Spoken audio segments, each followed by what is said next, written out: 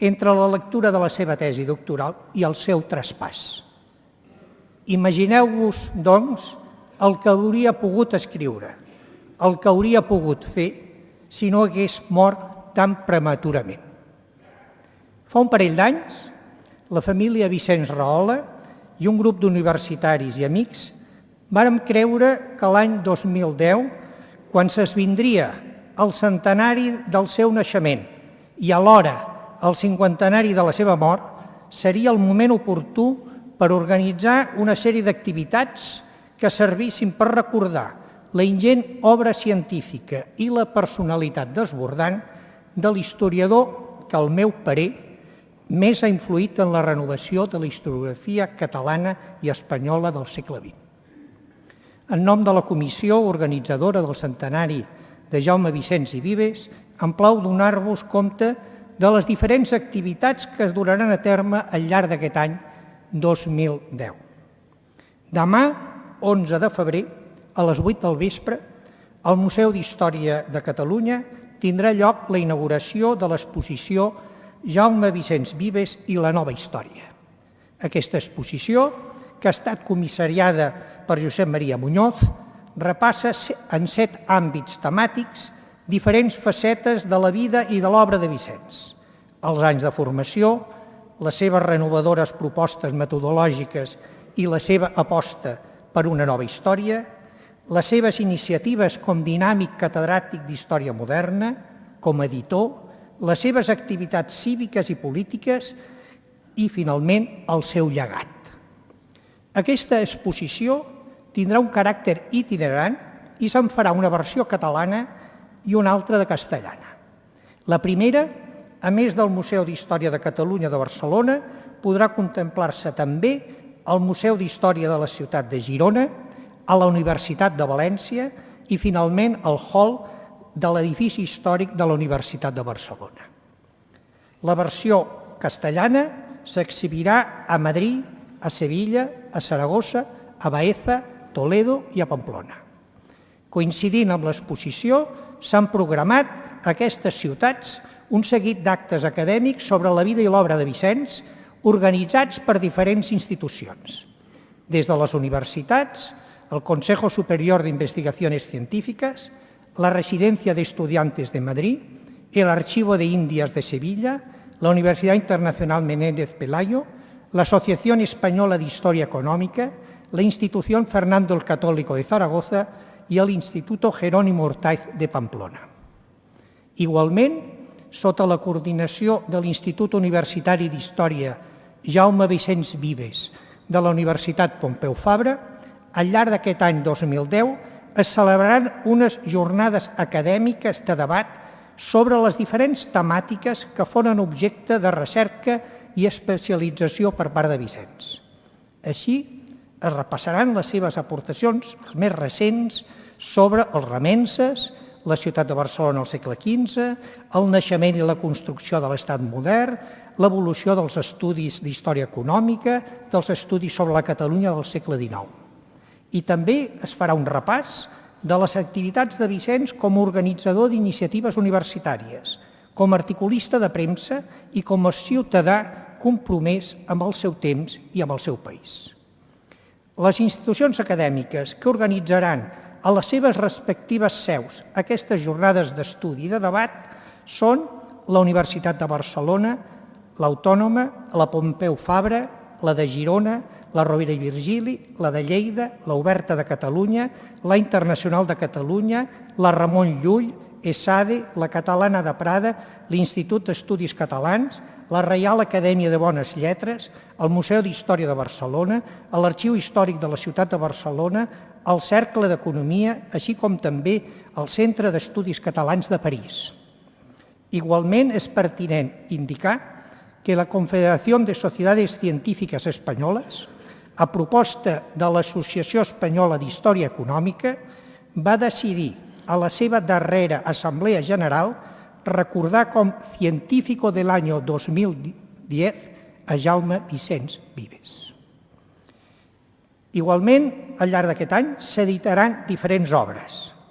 A iniciativa de la Sociedad Estatal de Conmemoraciones Culturales se publicará una edició facsímil d'un atles, Evolució històrica de la humanitat, una obra inèdita integrada per mapes originals dibuixats pel mateix Jaume Vicenç Vives entre 1941 i 1942. Per la seva banda, l'editorial Vicenç Vives es responsabilitzarà d'una altra edició facsímil, la del petit manual escolar Història, escrit per Enric Peguer i Jaume Vicenç l'any 1936, amb dibuixos de Josep Obiols i que fou publicat llavors per l'Associació Protectora de l'Ensenyança Catalana. L'editorial Vicenç Vives també publicarà la col·lecció Obra escollida de Jaume Vicenç, dins la qual apareixeran reeditats els 3 volums de la seva tesi doctoral, Ferran II i la ciutat de Barcelona, i els llibres Notícia de Catalunya, Industrials i polítics del segle XIX, Aproximació a la història d'Espanya, Història de los remenses, Els trastàmeres i una selecció de la seva obra dispersa.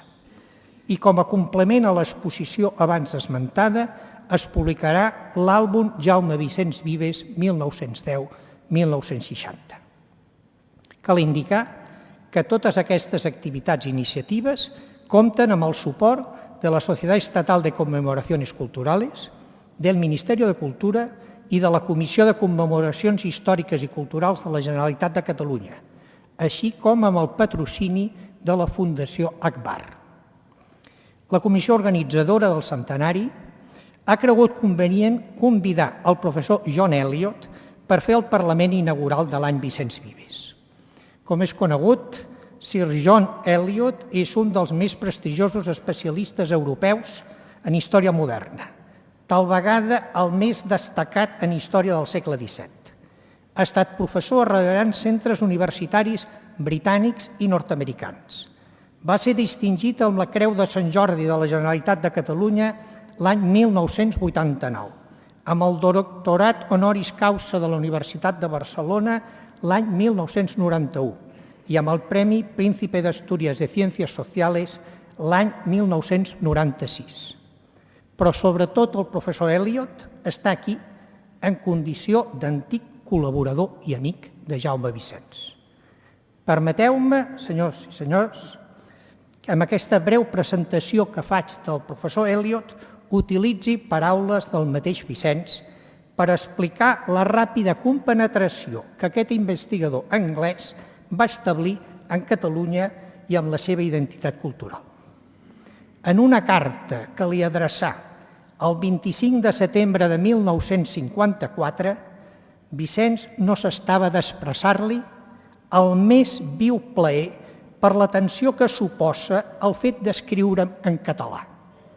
Només feia un any que el professor Eliot havia vingut per primer cop a Catalunya i ja parlava i escrivia en català.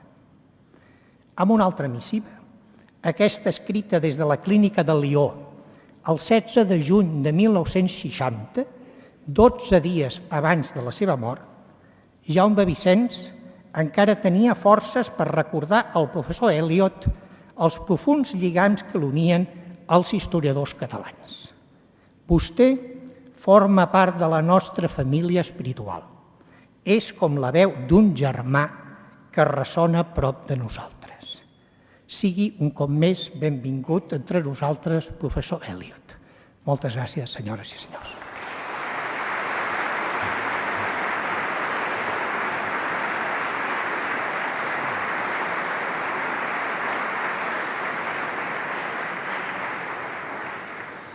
Ens dirigeix la paraula el senyor Dídac Ramírez, rector magnífic de la Universitat de Barcelona.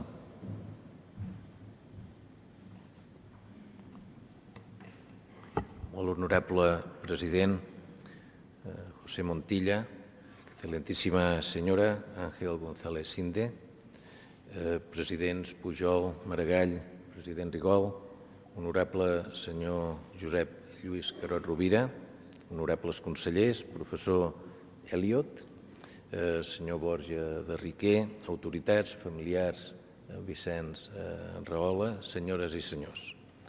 Jaume Vicenç Vives ens ha deixat un gran llegat de treballs, metodologies i valors que han